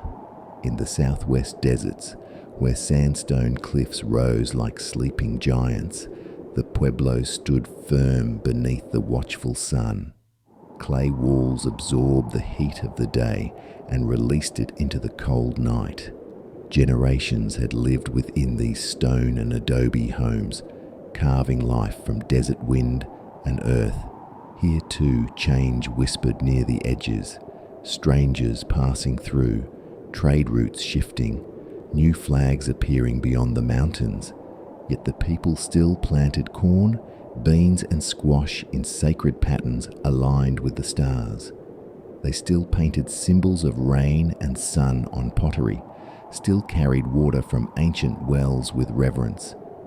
High in the northern plains, snow returned with winter, untouched, soft as feathers, layered over teepee circles and quiet trails.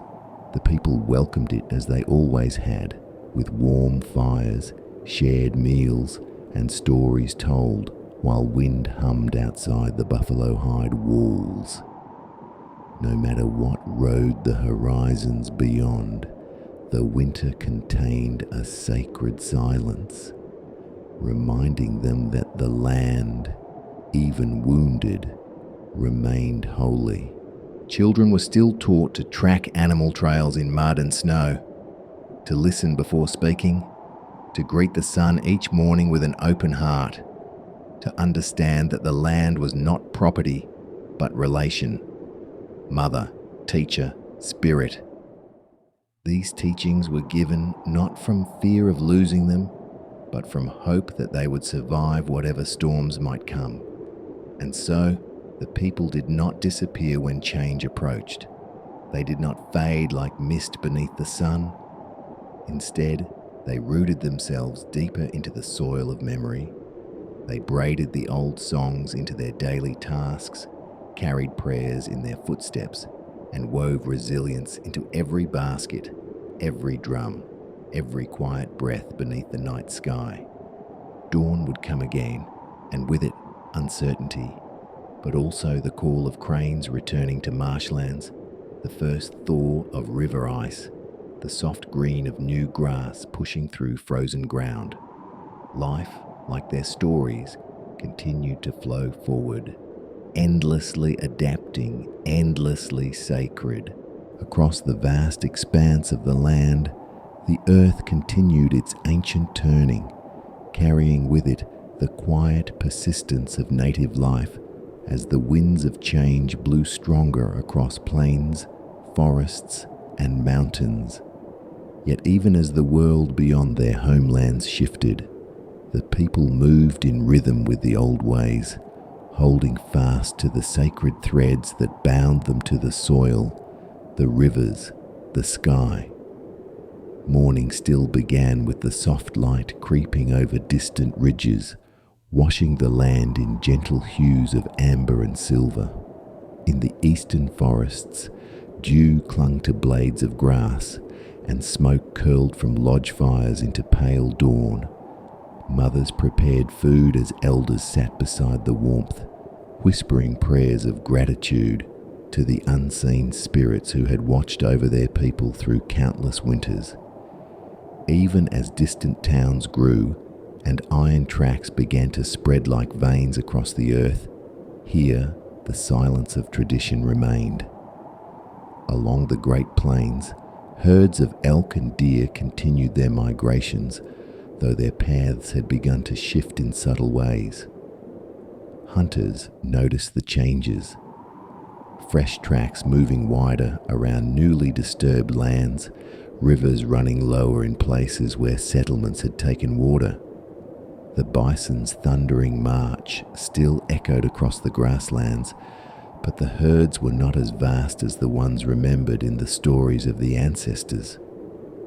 Still, the people followed, guided by instinct and memory, trusting the land even as it strained beneath new. In quiet villages beneath towering mountains, baskets were still woven with willow and sweetgrass, each strand a prayer, each pattern a story of earth and sky. Children sat under shade trees, listening to tales older than the stones beneath their feet, stories of when animals spoke and humans listened, when the world was young and every mountain had a name whispered only in ceremony. These stories were not simply told, they were breathed into the hearts of the young, binding them to their heritage as surely as roots cling to soil. Yet change did not go unnoticed. Traders arrived with goods made of glass, iron, and unfamiliar textiles. Horses once unknown to these lands now stood tethered beside lodges and longhouses, their presence both useful and symbolic of the world's shifting balance. And beyond the villages, the earth bore strange marks, fences stretching where once only wind and grass had lived freely, trees felled and carved into shapes not born of ceremony or tradition. Still, the ceremonies continued.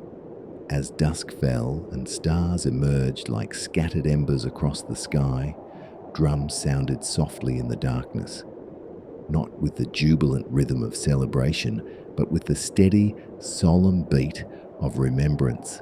Feathers were tied into hair, smoke from burning sage drifted into the cool air, and dances were performed not for entertainment, but to honor the spirit of the land. Every movement, every breath was a promise to the ancestors that their teachings would not be forgotten. High above, the northern lights shimmered across winter skies, casting green and violet waves over frozen lakes and snow-covered forests. In the quiet of the long nights, elders spoke of a time when the world was in balance, when humans, animals, and spirits moved together as one. Though that balance now trembled, they believed it could be restored through patience, prayer, and the steadfast holding of memory. In the deserts of the southwest, the sun still carved golden light across adobe homes and red stone mesas. Women ground corn with ancient stones, their hands repeating motions passed down through generations. Rains were fewer now, arriving later each year, yet the people still planted their crops in sacred patterns, trusting the sky to remember them. Petroglyphs on canyon walls told stories of migrations, of storms and harvests, of cycles that would continue long after the present troubles had passed. Snow fell across the northern plains, softening the world in white silence. Over frozen rivers and wide fields, life moved gently. Families gathered in warm lodges, sharing meals of dried meat, berries, and roots. Outside, the world seemed still, yet beneath the snow, seeds lay waiting, holding the promise of spring. Just as beneath hardship, the people held the promise of endurance. They did not see themselves as fading. They saw themselves as enduring, like stones shaped by wind and water, like trees rooted deep into the earth. Their strength was not loud or fierce. It was quiet, patient, like the turning seasons. They understood that winter always came, but spring always followed. And so they carried on, lighting fires beneath starry skies, whispering prayers into morning light, teaching children to listen to the wind and respect the river, holding ceremonies not because the world was unchanged, but because it was changing. And their ceremonies were the way of reminding the land and themselves who they were. The world was shifting. Empires rose beyond the mountains, cities grew beside rivers, and borders were drawn across lands that had never known lines. But in the heart of every village, beneath every cedar tree, beside every flowing stream, the spirit of the people endured, softly, steadfastly, like embers glowing through the longest night. As seasons turned and years drifted forward like mist over the prairies, the world around the native peoples continued to shift. Roads of dust and iron carved paths through lands once known only to the wind. Towns rose beside rivers that had flowed untouched for ages, and smoke from unfamiliar chimneys traced new lines against the sky. Yet within the heart of the land, the old rhythms, though hushed, did not vanish. They moved quietly, like deer through morning fog, unseen by many, but present to those who still listened. Winter lay across the northern forests once more, casting long shadows over cedar, pine, and birch. Snow gathered in silence, settling over trails, lodges, and frozen lakes like a heavy blanket of memory. Within warm shelters lit by flickering firelight, stories continued to pass from elder to child, not as loud declarations, but as soft, measured breaths. Stories of how rivers were born from tears of ancient spirits, how mountains were shaped by the hands of thunder beings, and how every living creature carried within it a spark of the great mystery. Outside, the world had begun to change with an urgency never felt before. Wooden posts were hammered into the ground to mark borders on land that had never belonged to one person alone. Animals once revered as teachers were now hunted in numbers too great to sustain. Rivers that had flowed clear for centuries carried the murky imprint of mines and mills. But still, beneath the snow and beyond the noise, the land breathed, slower now, but alive. In the sweeping grasslands, where the sky curved like an endless blue bowl, the bison, the great thunder beasts, no longer darkened the horizon in numbers beyond imagination. Where once the ground shook beneath their stampede, now the earth lay still, dotted only by small herds moving cautiously across the plains. Each hoofprint, once a common sign of life, became a whispered reminder of what had been. Yet still, the people rose with the sun. They gathered what the land offered: chokecherries hardened by frost, roots buried deep in the frozen soil, water from springs untouched by human hands. The cold air stung their lungs, but it also carried the faint scent of sage and the memory of summer grasses. Even in scarcity, they found ways to give thanks to the land, to the ancestors, to the breath still within their chests. Far to the south, in the painted deserts and stone villages nestled among cliffs and mesas, life continued beneath an open sky. Morning light warmed the adobe walls, and shadows of mesas stretched long across the sands. Cornfields, though smaller now, stood resilient in their patterns, their stalks trembling in the wind like prayer sticks offered to the sky. Potters shaped clay with hands that remembered every line of the ancient symbols: spirals for water, zigzags for lightning, circles for the sun and moon. Each pot, each basket, each woven textile was more than craft. It was a quiet declaration: we are still here. In the river valleys of the northwest, canoes still drifted along waterways lined with cedar and moss. But now, alongside traditional vessels carved from ancient trees, larger boats moved through the currents, carrying goods and strangers. Fishing grounds that had sustained communities for generations became contested places. And yet at dawn, nets were still cast into the misty water. Songs, soft, reverent, rose above the currents, thanking the salmon for their journey home. Across the continent, traditions became acts of resistance and remembrance. Feasts were held in secret places. Sacred objects, feathers, drums, carved stones, bundles of sweetgrass, were hidden away from those who did not understand their meaning. Prayer circles gathered under the night sky where stars shimmered like the eyes of ancestors. No matter how heavy the changes became, no matter how many voices tried to silence the old songs, the songs found their way into the air. Summer returned, thawing the land and loosening the grip of winter's silence. Wildflowers bloomed along riverbanks, their colours vivid against the earth. Children chased dragonflies across meadows, unaware of the weight the adults carried in their hearts.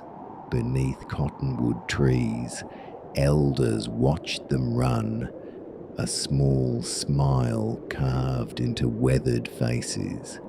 Hope was still alive, dancing in bare feet across the grass. For the world was changing, but the spirit of the people had been shaped by forces older than history, older than borders, older than kingdoms and empires. They came from the land, and to the land they would always return. The soil held their footprints, the wind carried their prayers, the rivers remembered their reflections. Even as storm clouds gathered across the horizon of time, a quiet resilience endured. It was not shouted, nor written in books. It was carried in the steady beat of drums, in the rising smoke of cedar fires, in the careful teaching of a child learning to listen to the earth. Empires could rise and fall, forests could be cut, rivers redirected, but the spirit, like the roots of ancient trees, held firm beneath the surface. And still the land whispered, "Remember." Time moved forward like a river reshaping its banks. Slow, persistent, unstoppable. The world the native peoples had always known, a world rooted in harmony between earth, spirit, and living beings, was now touched by more than wind and rain. The edges of their homelands had become borders, their trails became mapped lines, and their languages, once spoken freely beneath open sky, were now whispered in the quiet corners of memory. Yet beneath the shadows of this change, the land remained, holding the imprint of every footstep, every prayer, every breath that had ever risen from its soil. Across the plains, grasslands swayed under the weight of summer wind, stretching far beyond the horizon. Once, the land had danced with the movement of countless bison, but now the earth lay quieter. The herds still roamed, but in smaller numbers, their hoofbeats no longer rumbling like distant thunder. Teepee rings still marked places where families had camped beneath the stars, but many stood empty, stones left behind like silent guardians of the past. Yet every morning, the sun rose over the prairie with the same gentle gold, as if reminding the people that the ancient cycle of light and shadow still belonged to them. In the woodlands to the east, maples and oaks whispered in the wind, their leaves fluttering like the pages of a sacred book. Villages once nestled deep within forest glades now sat closer to roads and outposts, their shapes altered by necessity rather than choice. Longhouses still stood, smoke curling from their roofs, but the songs that once echoed within their walls were quieter, reserved for evenings when the world outside fell asleep. Children learned new customs from distant places, but at night, grandmothers still traced the constellations in the sky, teaching them the names that had been spoken for thousands of seasons. Farther south, in the dry breath of desert lands, adobe villages clung to red stone cliffs as they always had. Life moved slowly here, with the same reverence for sky and earth that had endured for centuries. Cornfields, though smaller now, were still planted in prayerful formations that aligned with the sun and moon. Potters carved symbols of water and rain on clay vessels, even in times when clouds refused to gather. Each line etched into the earth, each seed pressed into the soil, was an act of remembering.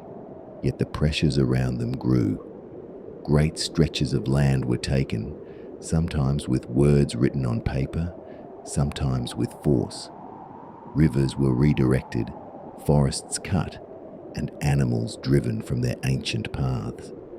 Sacred grounds, burial places, vision sites, dancing circles were disturbed by hands that did not understand their meaning, and where the people resisted, laws and soldiers followed.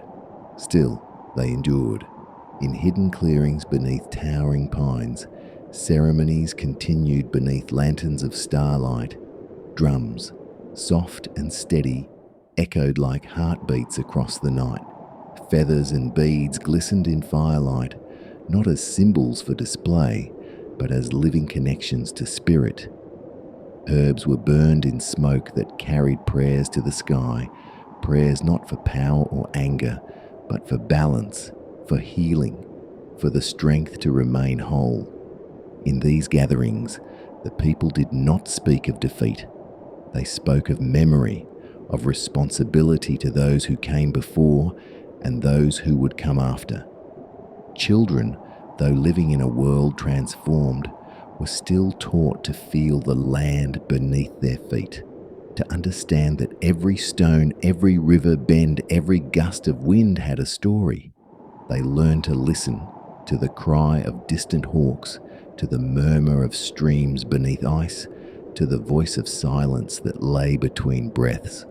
They learned that survival was not just of the body, but of the spirit. Seasons continued their patient turning.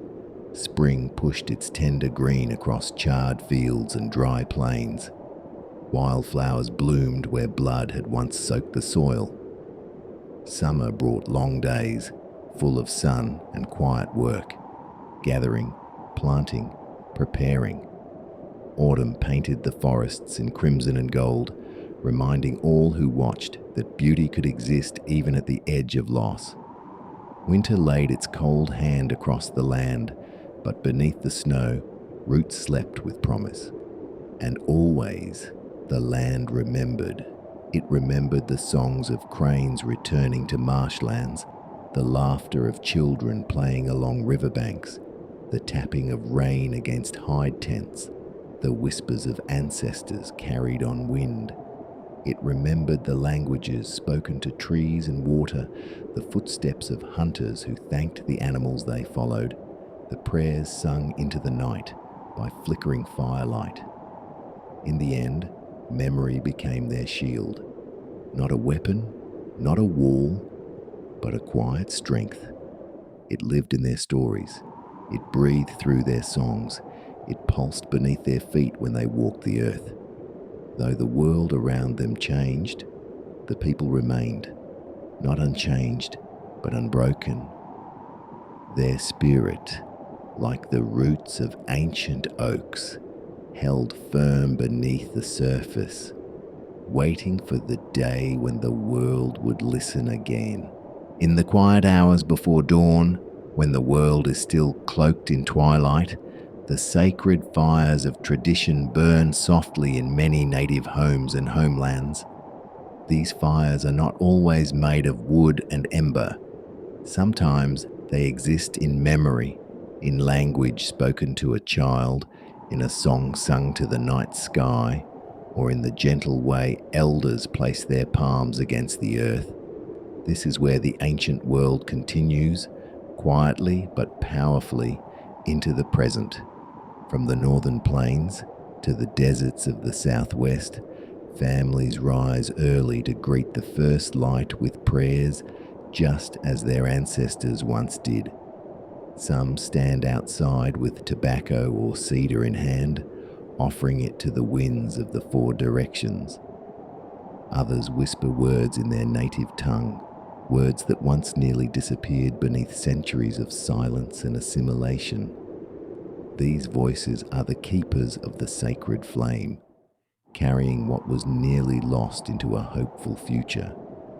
Many young people walk two paths at once, one of modern life, with phones, schools and jobs, and another far older, marked by ceremonies, ancestral songs, and the call of the drum.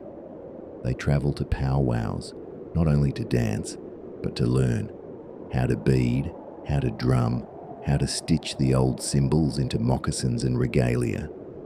Under the wide sky, they dance in circles just as their ancestors did, while cell phones record the moment. technology and tradition, moving together, not in conflict, but in quiet harmony. In tribal language classes, children repeat words older than any nation on earth. Each word is a memory of the land, a way of seeing the world without borders. Elders, their hair silver and voices gentle, speak slowly so the children might carry these sounds long after they themselves become ancestors. Across reservations and city apartments alike, sacred bundles are still opened for ceremony. Feathers are lifted, sage is burned. The prayers spoken are not for one person, but for all people, for rivers, for forests, for animals, for the ones still to come.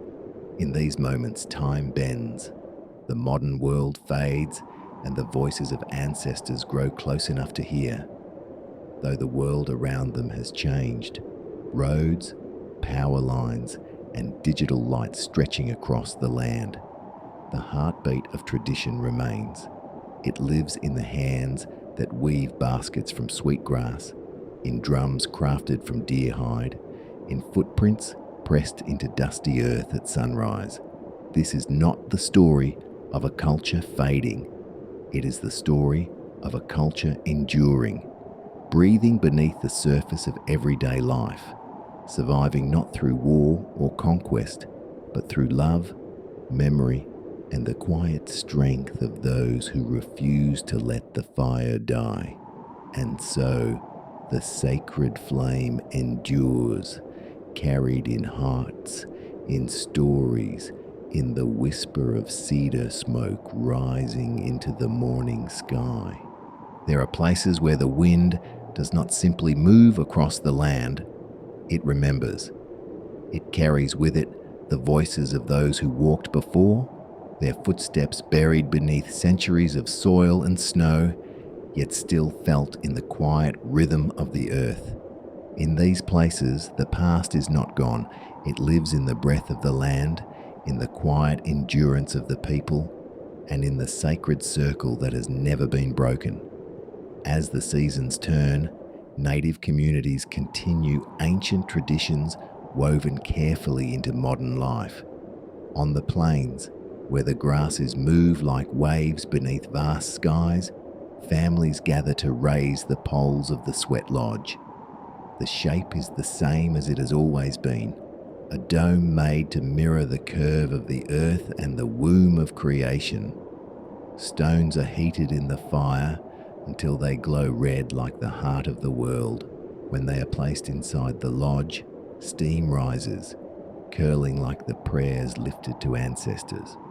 Outside, cars may pass on distant roads, electric lights may glow in nearby towns, but in the stillness of ceremony, time folds into itself. In the forests of the Pacific Northwest, cedar trees stand like pillars between worlds. Their bark is still stripped carefully with gratitude to make baskets, clothing, and sacred regalia. The same rivers where salmon once swam in uncountable numbers still pulse with life, though fewer fish return each year. Along these waters, men and women stand with nets and spears, honouring traditions older than memory. Each fish taken is thanked, for nothing is taken without respect. The river knows their names, as it knew the names of their ancestors. Far to the south, in desert homelands where the sun carves shadows into stone, the clay of the earth is shaped into pottery, with hands that remember shapes passed down through generations. Patterns spiral across the surface. Clouds, feathers, rainfall, mountains. These are not simply designs, they are prayers in motion, stories etched in earth, a language older than words. Even as modern roads and wires cut across the land, the clay still hums with ancient memory beneath the potter's fingertips. In the woodlands of the east, maple trees still give their sweet sap in early spring. Families gather in small camps to boil the sap over open fires, just as their ancestors did when snow still lay heavy on the ground. The scent of smoke and sugar rises into the cold air, and though plastic buckets may now hang from trees where birch bark baskets once hung, the ritual remains unchanged. The earth gives, and the people give thanks. Across the continent, the drumbeat continues. In community centres, in school gyms during winter powwows, in open fields beneath summer skies, the drum sounds like a heartbeat, steady, unwavering. Dancers move in circles, each step a prayer, each turn a reminder that life, like time, flows without end. Feathers, beadwork, jingles of metal and shells shimmer beneath electric lights, yet what shines brighter is the spirit within, the same spirit that moved across the plains hundreds of years ago. In homes both on and far from ancestral lands, traditions live in quieter forms too. Seeds are planted in backyard gardens. Corn, beans, squash, the three sisters. Children sit cross-legged on carpeted floors, threading beads onto sinew, while storytellers speak of mountains that were once giants and rivers born from tears of stars. Some stories are spoken aloud, others are preserved in digital recordings and online archives.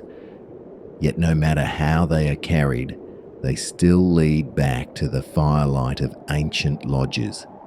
When night falls, the stars still stitch their patterns across the sky, patterns that once guided migrations and ceremonies.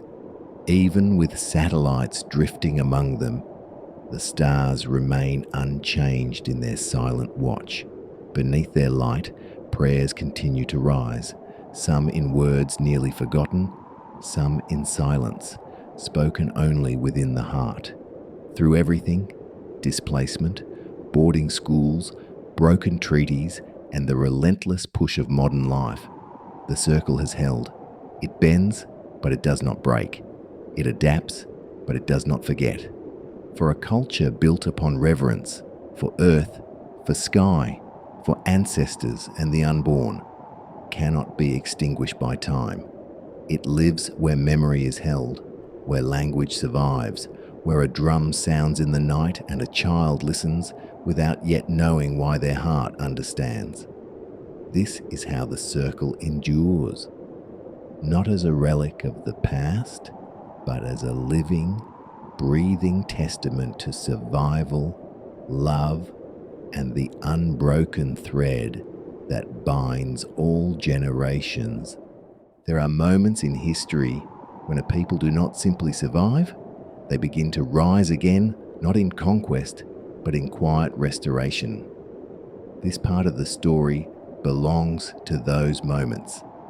It belongs to the slow turning of the tide, when memory returns like the first light after a long winter night. Across native lands, from desert mesas to northern pines, the silence left by centuries of forced forgetting begins to break, not with noise, but with whispers of languages once nearly gone, footsteps returning to sacred earth, and hearts remembering who they were always meant to be. In small classrooms on reservations and in urban community centres, children sit in circles learning words their great-grandparents were forbidden to speak. These words do not move quickly. They unfold like petals of a flower long thought extinct.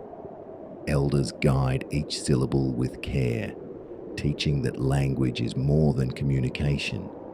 It is a way of seeing the world, a map of relationships between humans, animals, rivers, stars. The rhythm of these lessons is unhurried, like the pace of rivers melting free from winter ice. With each spoken word, a thread once frayed is gently woven back into the great tapestry of identity. On the northern plains, buffalo once again move across the grasses. For many years, the thunder of their hooves was replaced by silence. and the earth forgot the weight of their passing. But now, tribal nations bring them home. Vast enclosures are built, not to imprison, but to shelter, and the land waits patiently. When the first herds are released, the ground trembles with ancient recognition. Buffalo graze beneath open skies, and children press their hands to the fence, watching creatures that once fed body, soul, and spirit. In their presence, an old relationship is mended, one of guardianship, reciprocity, and respect. Deep in the forests of the Pacific Northwest, cedar canoes once again glide along mist-covered waters. For generations, the art of canoe building slept, buried beneath sawdust and silence. But skill does not die. It waits in the hands of descendants. Now, cedar logs are chosen with prayer and carved with patience. Canoes take shape in workshops filled with sawdust, radio music, and teachings whispered from elder to apprentice. When the canoes are finished, they are carried to the water's edge. The first push sends them sliding into the river like a memory coming back to life. Along the shores, people gather, watching as paddles dip into the water, pulling past and present into one motion. Throughout the Southwest, adobe homes once abandoned are repaired with hands coated in river clay and straw. Ancient terraces for corn and beans are cleared of weeds, and seeds saved through generations are pressed into the earth. Cornstalks rise beneath sunlit skies, their green leaves rustling in dry winds. The land begins to breathe again. Ceremonial fires crackle in the evening, flames dancing against sandstone walls. Smoke rises, not as a symbol of grief, but as offering, gratitude to earth, sky, and the sacred breath that connects all life. In cities far from ancestral lands, native people gather in rented halls and living rooms. Drums are unpacked from cloth bags, beadwork placed carefully on tables, and the scent of sage drifts in quiet circles. They dance not on grass, but on polished floors beneath fluorescent lights, yet still, each drumbeat echoes with the strength of mountains and the depth of rivers. In these spaces far from home, culture is not lost, it is carried. It adapts and survives, like a seed blown by the wind that finds new ground in which to root. Museums and archives, once places where sacred objects slept behind glass, begin to open their doors, not to display, but to return. Ceremonial masks, carved pipes, cradle boards, baskets woven with care, objects taken long ago, are placed into the hands of their true caretakers. The moment of return is quiet. No crowds, no applause, only the soft rustle of bundled cloth, the scent of old cedar, and the feeling that something long suspended between worlds has finally found its way home. The land itself joins in the restoration. Rivers once dammed and silenced are allowed to flow freely again. Salmon fight their way upstream, their bodies shimmering beneath clear waters. Wolves and eagles return to forests where silence once hung too heavily. Meadows bloom with native grasses and flowers after decades of absence. Each restoration project is more than environmental, it is spiritual. It is the earth remembering how to be whole, and through all of this, the drumbeat continues. Not always loud, not always in ceremony. Sometimes it is a heartbeat heard in solitude. Sometimes it is the tapping of fingers on a table while remembering a song. The drumbeat is not only sound, it is continuity, the pulse of a people who have walked through fire and still carry embers of the sacred. This is not the closing of a story, but the renewal of one. A story that did not end with removal or silence, or loss. It lives wherever a child learns a forgotten word, wherever buffalo graze beneath open sky, wherever rivers run free, and wherever a prayer rises, not in despair, but in quiet, steady hope.